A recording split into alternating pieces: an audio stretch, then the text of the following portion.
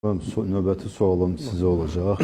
Bir qədər də istəyərdim bu Braziliya jiu-jitsu, yəni idman növünün sırf Azərbaycanda yaranma tarixindən, ondan sonra yarış qaydaları, kəmər qaydaları, belə deyək də dərəcələri, yəni bunlar haqqında yəni qısa məlumat verərdiniz.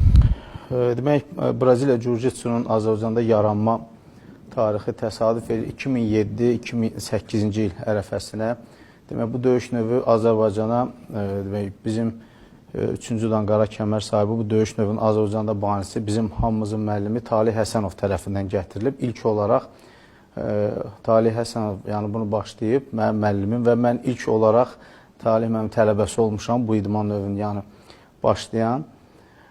Ondan sonra demək olar klublarımız demək 1-2 klubla fəaliyyət göstərdi. Sadəcə döyüş növü olan maraq yəni klubların artmasına, idmançıların bu növə belə maraq göstərməsinə səbəb oldu və bu idman növünün təsisçisi demək Talih Həsənov və Talih Məmnuoğlu və bu yaxın qara kəmər alan bu Vüsal Həsənovdur.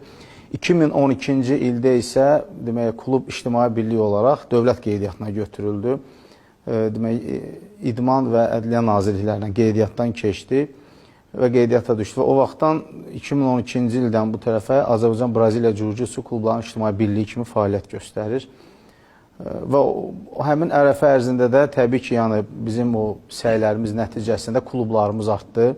Onlardan yaranan ilk klublardan da biri Qarabağ klubudur. Qarabağ Braziliya jiu-jitsu akademiyası kimi və sonra Qarabağ İdman klubu kimi qeydiyyatdan keçib fəaliyyətə başladı ki, hansı ki bugünkü gün yəni Azərbaycanda fəaliyyət göstərən məşqçi heyətlərini və qara kəmərdə fəaliyyət göstərən məşqçilərin demək olar 90% həmin klubdan çıxıb. Yəni ictimai birlik artıq ölkəyə öz töhfəsini verdi ki, yəni artıq ictimai birlikdən çıxan qara kəmərlər məşqçilik fəaliyyətinə başladılar ki, bu da Azərbaycanda jiu-jitsunun yayılmağına belə deyək, öz töhfəsini verdi. Öz inkişafında özünü göstərdi.